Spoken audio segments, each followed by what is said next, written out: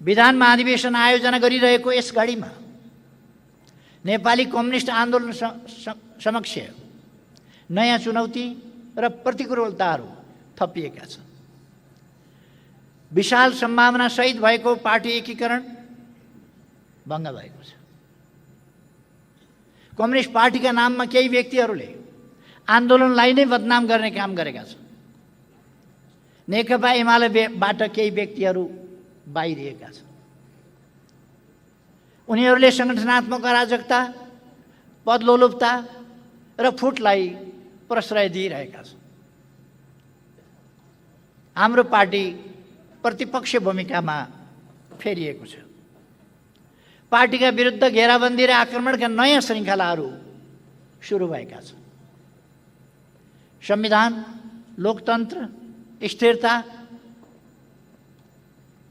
र एकता, समृद्धिको अभियान एवं राष्ट्रिय हितमाथि आक्रमण बढेको छ र मुलुकको भविष्य जोखिममा परेको छ। हाम्रा सामु दक्षिणपन्थी अवसरवाद र सङ्गठनात्मक अराजकतालाई परास्त गर्दै नेपाली कम्युनिस्ट आन्दोलनलाई सही दिशामा अघि बढाउने दायित्व छ। जनताको बहुदलीय जनवादको मार्गदर्शनमा समाजवादका आधार निर्माण गर्ने अभिभारा छ। अभिभाराहरू पूरा गर्ने हाम्रो यात्रामा खडा भएका माथि उल्लेखित चुनौतीहरूको सामना गर्नु र तिनलाई पराजित गर्नु पर्नेछ। महाधिवेशनमा प्रस्तुत राजनीतिक प्रतिवेदनमा मैले 9 महाधिवेशनका निष्कर्षको चर्चा गरेको छु। पार्टी एकीकरण, पार्टीको आन्तरिक जीवनमा देखा परेको प्रवृत्ति तथा समस्याहरूलाई उल्लेख गरेको छु। यस अवधिमा सम्पादित कामको संक्षिप्त समीक्षासहित वर्तमान राष्ट्रिय भूराजनीतिक परिस्थितिका मुख्य प्रवृत्तिको विश्लेषण गरेको छु।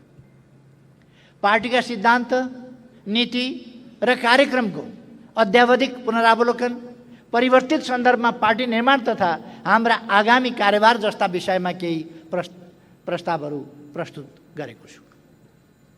कमरेडहरू, 2071 साउन 1 गते मेरो नेतृत्वमा 161 सदस्यीय केन्द्रीय कमिटी निर्वाचित भएसँगै नेकपा एमालेको 9 राष्ट्रिय महाधिवेशन सम्पन्न भएको थियो।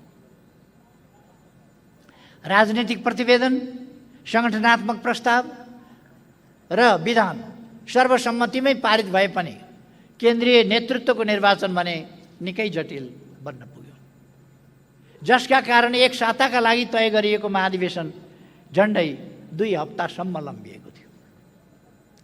महाधिवेशन पार्टीभित्र कुनै नीतिगत मतभिन्नता भएमा त्यसको समाधान गर्ने थलो हो र हुनुपर्छ। पारित नीतिको मार्गदर्शन र निर्वाचित नेतृत्वको अगुवाईमा पार्टीमा उन्नत स्तरको एकता र ऊर्जा निर्माण गर्ने पार्टीको सर्वोच्च निकाय हो। तर 9 राष्ट्रिय महाधिवेशनमा नेतृत्व चयनको क्रममा सिर्जित अस्वस्थता र कटुताका असर महाधिवेशन पछि पनि समाप्त हुन सकेन। 9 राष्ट्रिय महाधिवेशनले निकालेका निष्कर्षहरू आम रूपमा सही थिए र निर्धारण गरेका कार्यभारहरू हामीले सम्पन्न गरेका छौँ। प्रतिनिधि कमरेडहरू, आजको अन्तर्राष्ट्रिय परिस्थिति र भूराजनीतिका मूलभूत पक्षहरू 9 राष्ट्रिय महाधिवेशनले विश्लेषण गरेका जस्तै छन्। तर यस बीचमा केही नयाँ घटना र प्रवृत्तिको भने विकास भएको छ। जस्तै श्रमको स्वरूप र क्षेत्र, श्रम सम्बन्ध र शोषणका स्वरूपमा अकल्पनीय परिवर्तन आएका छन्। उत्पादनमा अत्याधुनिक प्रविधिको प्रयोगले श्रमिकहरूको ठूलो सङ्ख्यालाई बेरोजगार बनाइदिएको छ। भूमि, उद्योग र वित्तीय पुँजीमाथि क्रमशः एकाधिकार जमाउँदै अघि बढेको विश्व पुँजीवाद यति बेला सूचना र ज्ञानमाथिको वर्चस्वमा केन्द्रित भएको छ। सूचना प्रविधिको तीव्र विकासले मानव जीवनमा थुप्रै सकारात्मक प्रभाव पनि पारेको छ। तर सूचनाको भण्डारण सीमित कम्पनीहरूको हातमा रहनु र त्यसको प्रयोग दुरुपयोगको एकाधिकार पनि उनीहरूसँगै रहनुले समाजमा नयाँ चुनौती समेत थपेको छ। व्यक्तिका निजी सूचना अर्थात् डेटालाई विश्लेषण गरेर बजारीकरण गर्ने, व्यक्तिको निजी जिन्दगीलाई निशाना बनाउने, गलत सूचना या अर्धसत्य सूचना मार्फत समाजको मनोविज्ञानलाई नै प्रभावित गर्ने, राज्यको सार्वभौम भूमिका कमजोर पार्ने, उदार राजनीति विरुद्ध सङ्कट खडा गर्ने जोखिम बढेर गएका छन्।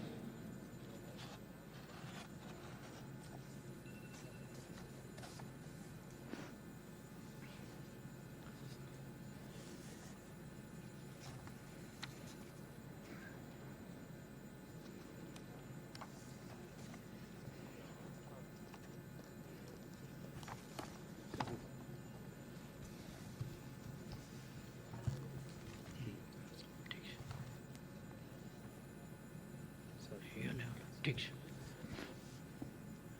विज्ञान प्रविधिको अभूतपूर्व विकासले मानव जीवनलाई सरल र सुविधा सम्पन्न तुल्याउन सकिने आधार निर्माण भएको छ। तर सम्पत्तिको असमान वितरण, विश्वव्यापी रूपमा विद्यमान गरिबी तथा विज्ञान प्रविधिका लाभहरूबाट विश्वको ठूलो जनसङ्ख्या वञ्चित हुनु परेको अवस्थाका कारण धनी र गरिब बीचको खाडल झनै बढेको छ। राष्ट्र बीच र एउटै राष्ट्रभित्र पनि विभिन्न वर्ग र समुदाय बीचको आर्थिक विषमता बढेको बढै छ। विभिन्न विकसित मुलुकहरू आफ्ना अन्तर्राष्ट्रिय दायित्व र न्यायबाट विमुख भएका छन्। अल्पविकसित र विकासशील मुलुकमा प्रभाव हुनुपर्ने विकास सहायता र लगानीमा कटौती भएको छ। उनीहरूका उत्पादनले सहज र सौविध्यपूर्ण बजार पाइरहेका छैनन्।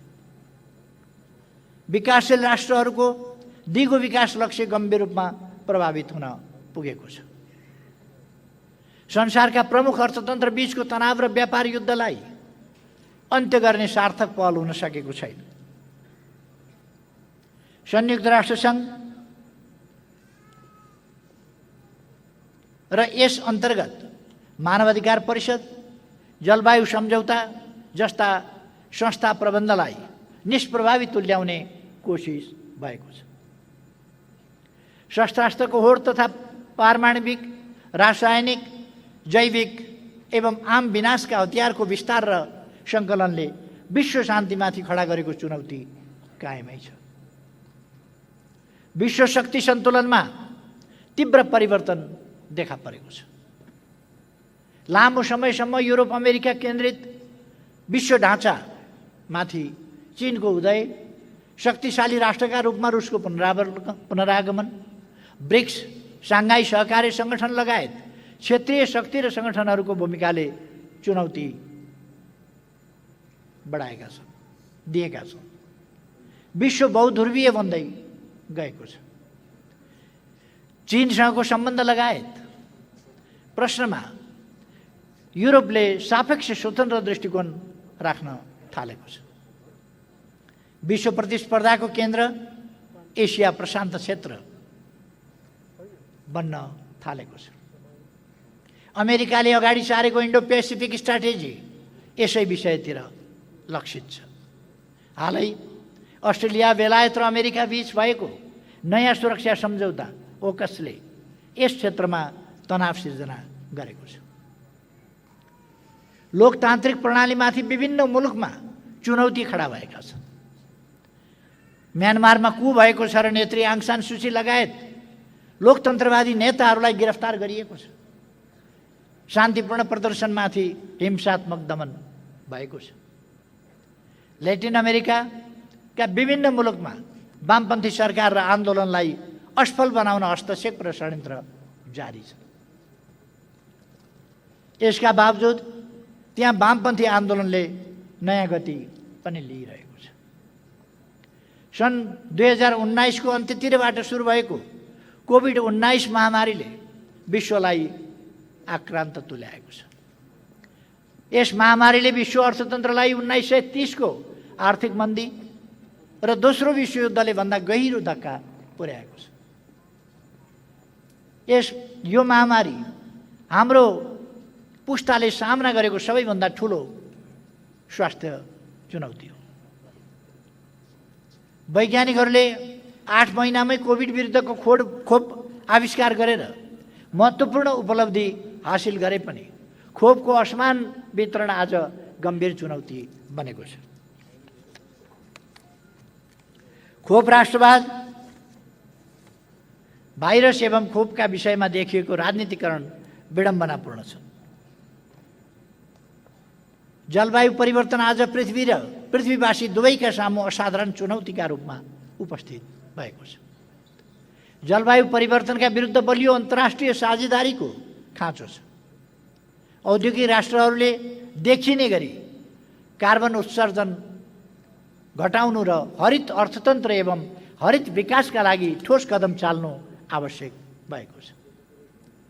जोखिममा परेका मुलुकका लागि वित्तीय सुविधा अत्यावश्यक छ।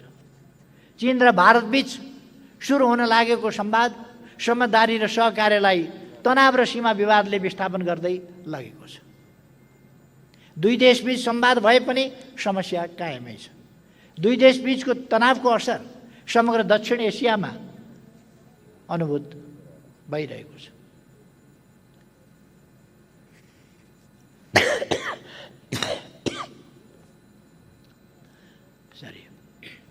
भारत पाकिस्तान बीच तनाव जारी नै छ।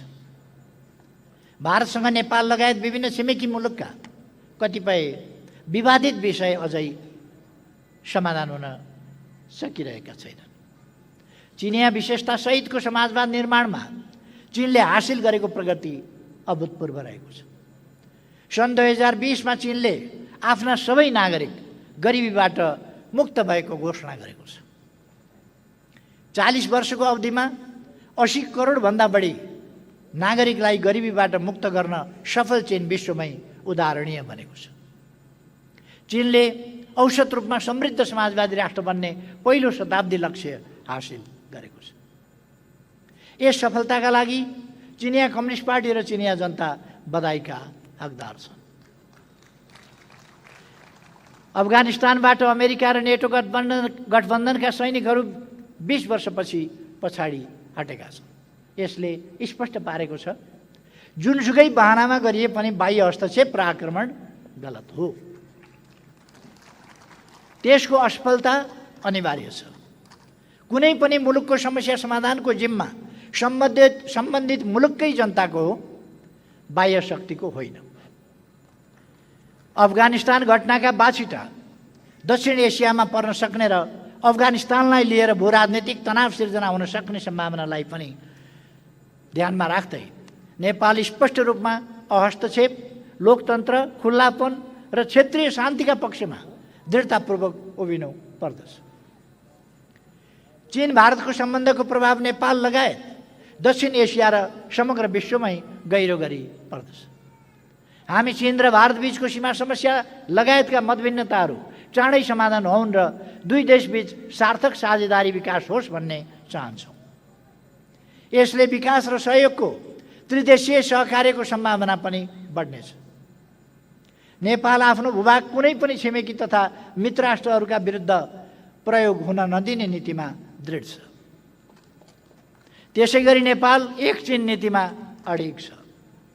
नेपाल भारत सीमा वारपार अपराध नहोस् र आतंककारीले लाभ उठाउन नसकुन् भन्ने विषयमा भारतको चासो देखिन्छ। भारतसँगको व्यापार घाटा, लिपुलेक, लिम्पियाधुरा र कालापानी र सुस्ता क्षेत्रमा नेपाली भूभाग फिर्ता, सीमाको व्यवस्थापन, नेपालको आन्तरिक मामलामा हुने अनावश्यक चासो र हस्तक्षेप जस्ता विषयमा नेपालको चासो र सरोकार रहेको छ। हामी हाम्रा छिमेकीका जायज चासो र सरकारप्रति सजग छौँ। त्यस्तै सजगता र सम्मान हामी हाम्रा मित्रहरू विशेष त छिमेकीहरूबाट चाहन्छौँ। दुई देश बीचका समस्यालाई जिम्मेवार कूटनीतिक पहलका माध्यमबाट समाधान गर्न हामी चाहन्छौँ। कमरेडहरू, हामी नयाँ र न्यायपूर्ण विश्व व्यवस्थाका पक्षमा दृढतापूर्वक उभिन्छौँ। उत्पीडित राष्ट्रहरू तथा श्रमजीवी वर्गका हक हित र मुक्तिका आन्दोलनमा ऐक्यबद्धता जाहेर गर्दछौँ र आफ्नो ठाउँबाट विश्व शान्ति, न्याय, समानता र समाजवादी आन्दोलनलाई हामी सहयोग गर्दछौँ। हाम्रो विदेश नीतिको सार हो राष्ट्रिय हितको रक्षा र सम्वर्धन गर्दै सबैसँग मित्रता कायम गर्नु र कसैसँग पनि वैरभाव नराख्नु। विश्वका सबै देशसँग सार्वभौम समानता, अहस्तक्षेप, पारस्परिक सहयोग तथा सम्मानमा आधारित सम्बन्ध विकास गर्नु। नेपालको छविलाई शान्तिको पक्षधर, लोकतान्त्रिक र प्रगतिशील राष्ट्रको रूपमा विश्व सामु स्थापित गर्नु। वातावरण लगायतका साझा सवालमा सहमति र साझा प्रयासका साथ अगाडि बढ्नु। यी हाम्रा विदेश नीतिका आधारभूत कुराहरू हुन्।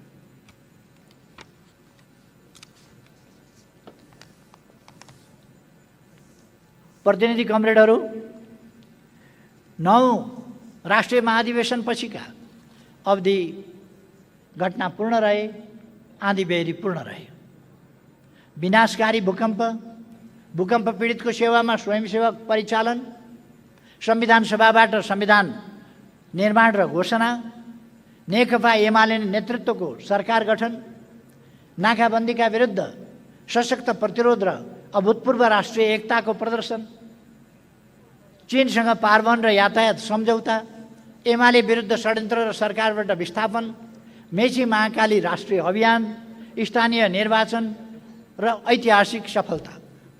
हामीले आम निर्वाचनभन्दा अघि सामना गरेका घटनाहरू यी हुन्। यी सबै घटनाहरूमा हामीले प्रभावकारी भूमिका निर्वाह गर्यौँ र पार्टीको नेतृत्व स्थापित गर्यौँ। स्मरणका लागि यहाँ केही प्रसङ्ग चर्चा गर्न चाहन्छु। 72 साल वैशाख 12 गते गएको विनाशकारी भूकम्पबाट सिर्जित राष्ट्रिय विपत्तिले राजनीतिक दलहरूमाथि मतभिन्नता थाती राख्दै उद्धार, राहत र पुनर्स्थापनामा केन्द्रित हुन दबाव सिर्जना गर्यो। संविधान सभाको दोस्रो निर्वाचन भएको पनि 1.5 वर्षभन्दा बढी समय बितिसकेको थियो। विभिन्न चलखेल देखा पर्न थालिसकेका थिए। भूकम्पबाट पीडामा परेका जनता र दलहरू बीचको भूकम्पबाट पीडामा परेका जनता दलहरू बीचको खिचातानीबाट व्यग्र र असन्तुष्ट भइरहेका थिए। संविधान निर्माणमा थप विलम्ब गर्नु उचित थिएन। यसै पृष्ठभूमिमा 2072 जेठमा नेकपा एमाले, नेपाली कङ्ग्रेस र नेकपा माओवादी बीच 16 बुँदे सहमति गरियो, जसमा संविधान निर्माणका आधारभूत प्रश्नबारे मोटामोटी खाका बनाइयो। तर मधेस केन्द्रित दलहरू भने सहमतिमा आउन तयार भएनन्। यस क्रममा विभिन्न स्थानमा हिंसक र अराजक घटनाहरू प्रायोजित हुन थाले। 72 साल भदौ 7 गते कैलालीको टिकापुरमा 8 जना सुरक्षाकर्मी र 1 जना निर्दोष बालकको ज्यानै लिने गरी अत्यन्त त्रासद र विभत्स घटना घटाइयो। सुर्खेत लगायत पहाडी भूभागमा पनि हिंसाका घटना भए। मधेस केन्द्रित दलका कतिपय नेताहरूले संविधान निर्माणमा बाह्य हस्तक्षेपको माग गरे। असन्तुष्टि, विरोध र हिंसालाई देखाएर संविधान निर्माणमा विलम्ब गर्नुपर्ने तर्क प्रस्तुत हुन थाले। काङ्ग्रेस र माओवादीका कतिपय नेताहरूको उत्तेजना र हिंसा फैलाउने घटनामा सहभागिता देखियो। कतिपय बाह्य हस्तक्षेप, कतिपय बाह्य पक्ष संविधान बन्न नदिन खुल्ला रूपमा दबाव र हस्तक्षेपमा उत्रिन थाले। यस हस्तक्षेपको असर विभिन्न राजनैतिक दल, सरकार एवं अन्य संस्थामा पनि देखिन थाल्यो। नियोजित रूपमा सुरु भएका गतिविधिलाई आधार बनाएर संविधान निर्माण रोक्न हुँदैन थियो, सकिँदैन थियो र हामीले रोकेनौँ। संविधान निर्माणमा जति ढिलाइ भयो यसलाई जारी गर्नु त्यति नै असम्भव हुने थियो। तसर्थ हाम्रो पार्टीले संविधान जारी गर्न निर्णायक हस्तक्षेप गर्यो। मूलतः हाम्रो पार्टीको अग्रसरता, नेतृत्व र निर्णायक भूमिकाका बलमै 2072 साल भदौ 30 गते संविधान सभाबाट नेपालको संविधान निर्माण भयो र त्यसै वर्ष आश्विन 3 गते संविधान जारी भयो। यस संविधानले नेपालको राष्ट्रिय सार्वभौमिकता, भौगोलिक अखण्डता, स्वाधीनता र नेपाली जनतामा निहित सार्वभौम सत्ता बाहेकका अन्य विषय जनताको इच्छा अनुसार संवैधानिक बाटोबाटै परिवर्तन गर्न सकिने आधार निर्माण गरेको छ। यसले राजनीतिक परिवर्तनका नाममा हुने हिंसा र विद्रोहको आधार समाप्त गरिदिएको छ। शान्तिपूर्ण र वैधानिक बाटोबाट समाजवाद निर्माण गर्ने आधार तयार भएको छ। यसमार्फत सामाजिक न्यायसहितको लोकतन्त्रको प्रत्याभूति भएको छ। आर्थिक, सामाजिक, सांस्कृतिक अधिकारहरू मौलिक हकका रूपमा सुनिश्चित भएका छन्। शहरमा नेपाली जनताको आफ्ना प्रतिनिधिहरूबाट निर्मित संविधानबाट शासन सञ्चालन हुने दशकौँ पुरानो सपना यस संविधान मार्फत साकार भएको छ। नेपाली जनताका 7 दशकभन्दा लामो आन्दोलन र क्रान्तिका उपलब्धिहरूलाई यस संविधानले संस्थागत गरेको छ। यससँगै नेपाली समाज राजनीतिक स्थायित्व र समृद्धिको चरणमा प्रवेश गरेको छ। संविधान तत्कालीन शक्ति सन्तुलनको दस्तावेज हो। तत्कालीन शक्ति सन्तुलनका दृष्टिले यो ऐतिहासिक दस्तावेज हो। संविधान निर्माणमा खेलेको सक्रिय, रचनात्मक, अग्रणी र नेतृत्वदायी भूमिकाका लागि नेकपा एमाले गर्व गर्दछ। आगामी दिनमा संविधानको रक्षा, कार्यान्वयन र विकासमा पार्टीले यसै गरी नेतृत्वदायी भूमिका खेल्नेछ भन्ने कुरा म दोहोऱ्याउन चाहन्छु। कमरेडहरू, विनाशकारी भूकम्प नेपालका लागि आर्थिक, सामाजिक र सांस्कृतिक दृष्टिले एउटा अग्नि परीक्षा नै थियो। विनाशको घडीमा सरकारको मुख मात्र ताक्नु वा बाह्य दाताहरूको भर परेर बस्नु उचित हुँदैन थियो। तसर्थ हाम्रो पार्टीले स्वयंसेवक परिचालन गर्ने निर्णय गर्यो। पार्टीको आह्वानमा झन्डै 50,000 स्वयंसेवकहरू भूकम्प पीडितको सेवामा खटिए। उनीहरूले 1 महिनाको अवधिमा 27,000 भन्दा बढी घर टहराहरू बनाए। 23,000 भन्दा बढी घर र विद्यालयका भग्नावशेष सफा गरे र हजारौं अस्थायी कक्षा कोठा निर्माण गरे। यति विशाल, सशक्त र प्रभावकारी स्वयंसेवक परिचालन कमसेकम नेपालको समकालीन इतिहासकै विशिष्ट घटना हो। तराई मधेसबाट दुर्गम पहाडमा, पूर्वबाट पश्चिममा अनि पश्चिमबाट पूर्वका जिल्लामा परिचालन गरिएका स्वयंसेवक मार्फत नेपाली समाजको यथार्थ अवस्थालाई गहिरो गरी बुझ्न, अन्तर समुदाय एकता सुदृढ गर्न तथा युवाहरूमा स्वयंसेवी भावनाको विकास गर्न ठुलो योगदान पुगेको छ। यस सफल अभियानका लागि पनि पार्टी गर्व गर्दछ।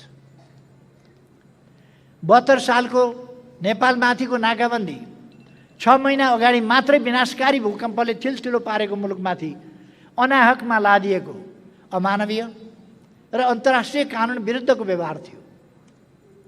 इतिहासकै यस्तो कठिन घडीमा नेपाली जनताले अभूतपूर्व एकता, संयम र देशभक्तिको प्रदर्शन गरे। नाकाबन्दीलाई नाकाबन्दी भन्नसम्म नसक्ने गरी लाचारी देखाएको कतिपय शक्तिहरूले त्यस्तो लाचारी देखाएको बेला मधेस केन्द्रित दलहरूले तराईमा हिंसा र उत्तेजनाको श्रृङ्खला जारी राखेको बेला अन्य राजनीतिक दल, नागरिक समाज, सञ्चार माध्यम र समग्र राष्ट्र नाकाबन्दी विरुद्ध एकजुट भएर लाग्यो। बरु भोकै मर्ने तर बाह्य दबाव सामु घुँडा नटेक्ने नेपाली स्वाभिमान प्रदर्शन भयो। सरकारको नेतृत्वमा राष्ट्रिय एकताको अनुपम दृष्टान्त नेपाली जनताले प्रस्तुत गरे। अन्ततः 72 माघमा भारतीय नाकाबन्दी अन्त्य भयो। नेपाली जनताले राष्ट्रिय स्वाभिमान, राष्ट्रिय एकता र स्वाधीनताका लागि प्रकट गरेको उक्त साहस र सङ्कल्प समकालीन नेपाली इतिहासकै विशिष्ट घटना हो। प्रिय कमरेडहरू, पूर्व सहमति अनुसार संविधान जारी भइसकेपछि सरकारको नेतृत्व नेपाली कांग्रेसले सहजै नेकपा एमालेलाई हस्तान्तरण गर्नुपर्ने थियो, तर कांग्रेस सहमतिमा अड्न सकेन र सहमतिबाट पछि हट्यो। आन्दोलनका उपलब्धि संस्थागत गर्न परिवर्तनका सम्भाग बीच सहकार्य हुनुपर्ने आवश्यकता अस्वीकार गरेर कांग्रेसले 7 साल र 46 सालको आन्दोलनपछि गरेका गल्ती फेरि पनि दोहोर्यायो।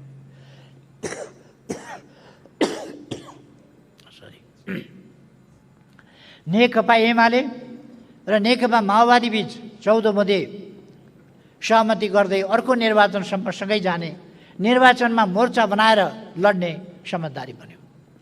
लोकतान्त्रिक फोरम, राप्रपा, नेकपा माले, राजमो लगायतसँग पनि सहकार्य गरियो।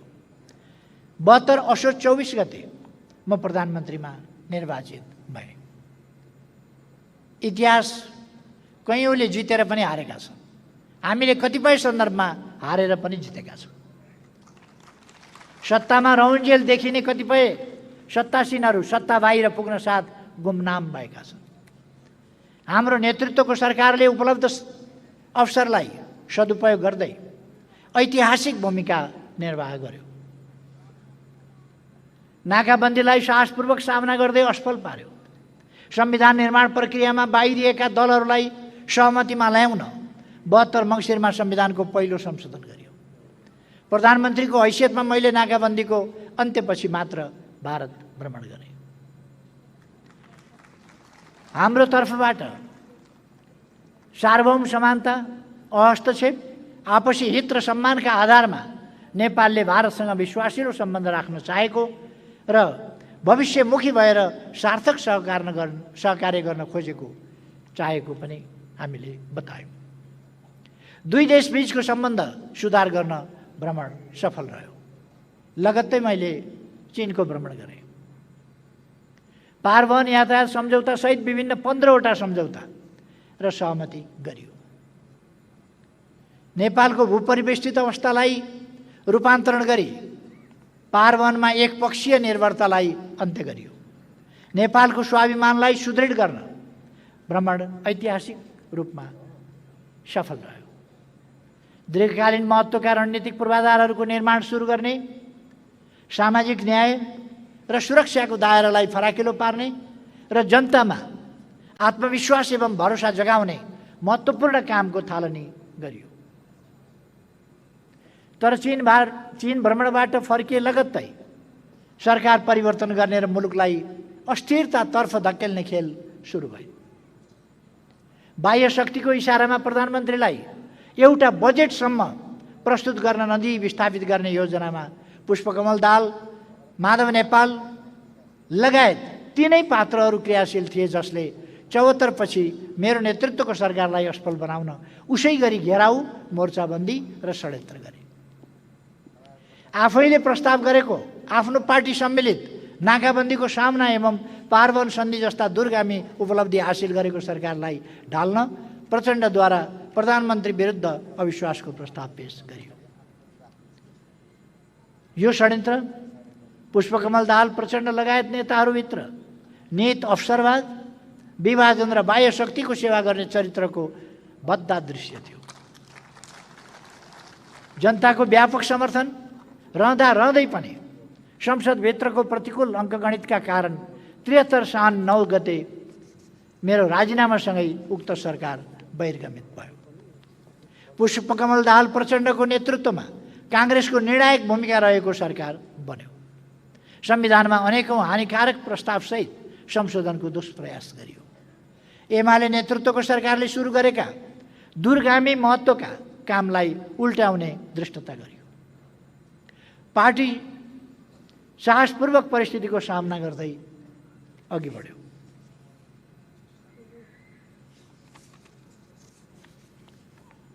कमरेडहरू, हाम्रो पार्टी जीवनमा मेची महाकाली राष्ट्रिय अभियानको विशेष महत्त्व छ।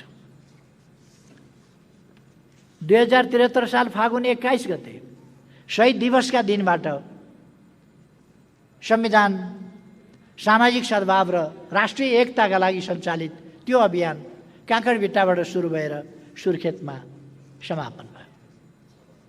पार्टीका हजारौं नेता, कार्यकर्ता, सदस्य र शुभचिन्तक सहभागी भएको 20औं स्थानमा विशाल जनसभा आयोजना गर्दै अगाडि बढेको र घर दैलो सांस्कृतिक कार्यक्रम र झाँकीहरूसहित व्यापक जनसहभागिता सहितको यो अभियान नेपालकै सबभन्दा ठुलो जनपरिचालन थियो। अभियानमा झन्डै 25 लाख नागरिकहरू सहभागी भए। यस अभियानले एमालेलाई तराई मधेसमा प्रवेशै गर्न नदिने, मधेसी समुदायमा एमालेप्रति भ्रम र घृणा फैलाउने तथा तराईवासी र पहाडी समुदायबीच साम्प्रदायिक विद्वेष फैलाउने असफल प्रयास, त्यस्ता प्रयासहरूलाई असफल पारियो। तराई मधेसका नागरिकहरू देशभक्तिपूर्ण राष्ट्रियताको पक्षमा दृढतापूर्वक उभिए। हजारौं कार्यकर्ताहरूको परिचालन र लाखौं जनताको सहभागिताले पार्टीको ऊर्जा र सामर्थ्य विकासमा ठुलो योगदान गर्यो। 2074 को स्थानीय तह निर्वाचनमा पार्टीले काठमाडौँ र पोखरा महानगरपालिका सहित 40% भन्दा बढी स्थानीय तहहरूमा विजय हासिल गर्यो। जिल्ला समन्वय समितिका अधिकांश स्थानमा पनि पार्टीले सफलता प्राप्त गर्यो। सत्तारूढ गठबन्धन एक्लै सामना गरेर भनेको सत्तारूढ गठबन्धन बनेको थियो, त्योसँग एक्लै सामना गरेर नेकपा एमालेले हासिल गरेको यो सफलता आधारभूत तहसम्म पार्टीको लोकप्रियता र सुदृढ जनाधारलाई प्रतिबिम्बित गर्ने महत्त्वपूर्ण उपलब्धि हो।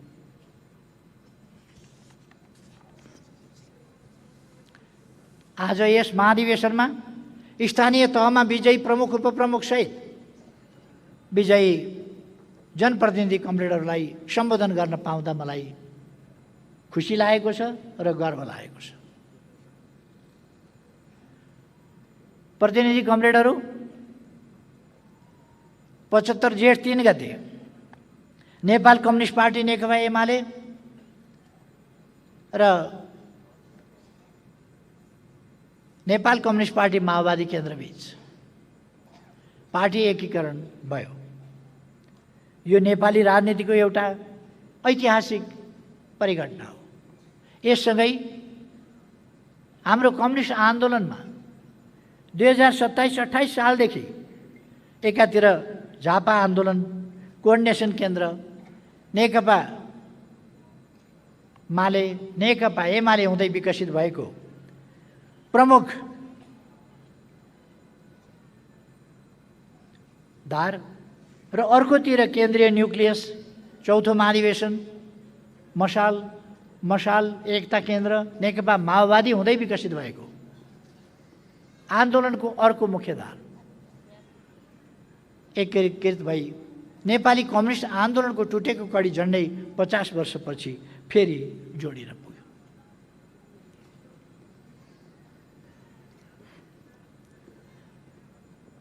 नेपाल कम्युनिस्ट पार्टीको स्थापना नेपाली श्रमजीवी वर्गको राजनीतिक प्रतिनिधिका रूपमा 2006 सालमा भएको थियो।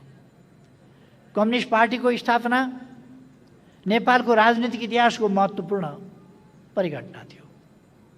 कम्युनिस्ट पार्टीले देशभक्ति, सामाजिक सुधार एवं प्रजातान्त्रिक आन्दोलन जस्ता नेपाली जनताका आन्दोलनका विभिन्न धाराहरूको विरासतलाई समेट्दै आन्दोलनलाई सामन्तवाद, साम्राज्यवाद विरोधी जनवादी क्रान्तिको उचाइमा विकसित गर्यो। यहाँनिर नेपालको पहिलो राजनीतिक पार्टी प्रजा परिषद अनेकौँ आरोह अवरोह पश्चात नेकपा एमालेमा समाहित भएको र यसको विरासत पनि कम्युनिस्ट पार्टीले अगाडि बढाएको प्रसङ्ग पनि स्मरणीय छ, म यहाँ उल्लेख गर्न चाहन्छु।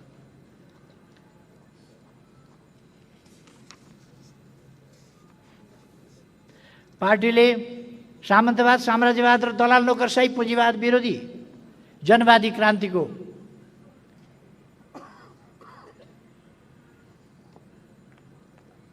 तात्कालीन एवं समाजवाद तथा साम्यवाद स्थापनाको दीर्घकालीन लक्ष्य लिएको थियो।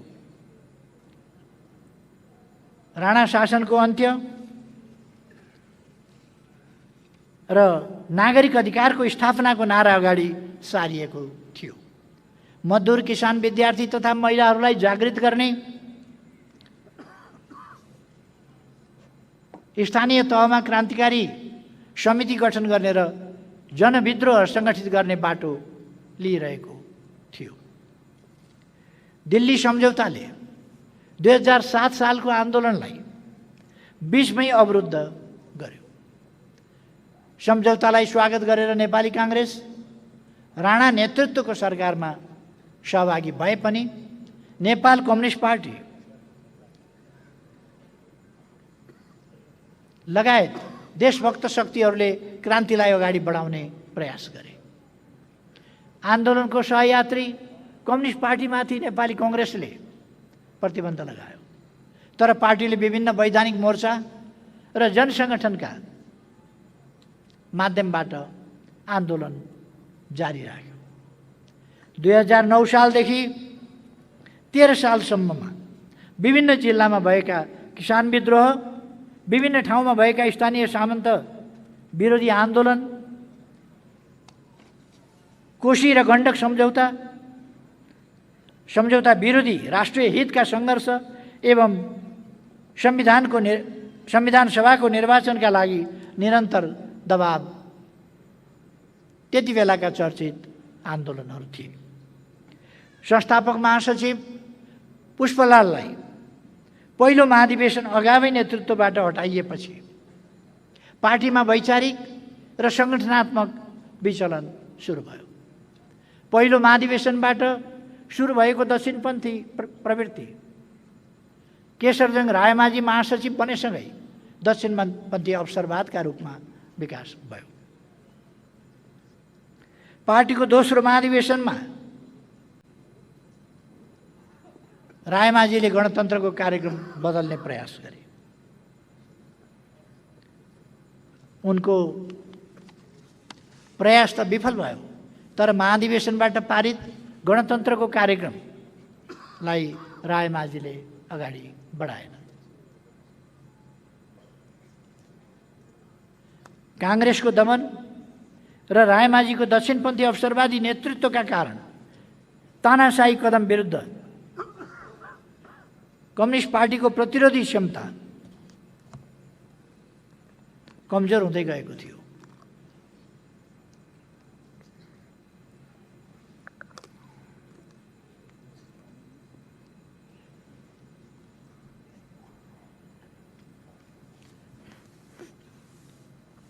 दुई 2018 सालमा आयोजित दरभङ्गा प्लेनमले केशरजंग रायमाझीलाई महासचिवबाट हटायो। उनी तेस्रो महाधिवेशनबाट पार्टीबाटै निष्कासित भए।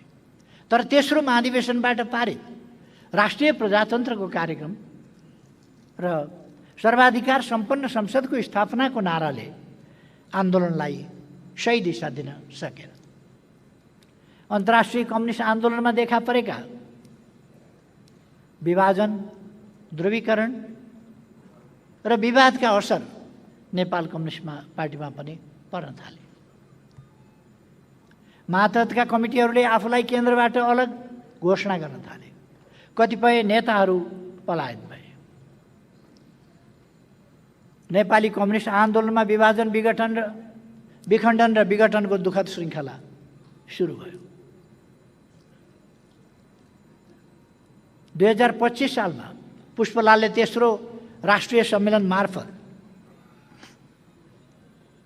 पार्टीलाई पुनर्गठन गर्ने प्रयास गर्नु भए पनि त्यसमा सबै धारा समेटिएन।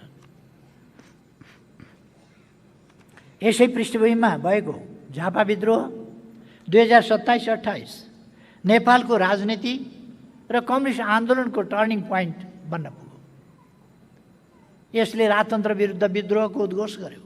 कम्युनिस्ट आन्दोलनमा उत्पन्न शिथिलता र अकर्मण्यताका विरुद्ध बलिदान, विद्रोह र पुनर्गठनको ऊर्जा सिर्जना गर्यो।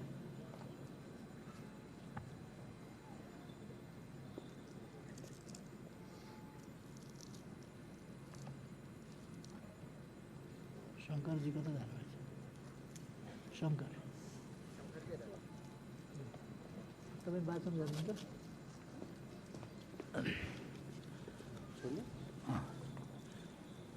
त्यसले पनि अलिक काम दिएन। यही कमरेडहरू, मलाई अलिकति यो रुगाखोकीको कारणले यो निकै लामो छ अझै पनि, यो प्रस्तुत गर्न अलिक समस्या भएको हुनाले म कमरेड शङ्कर पोखरेललाई आग्रह गर्छु मेरो तर्फबाट उहाँले प्रस्तुत गर्नु।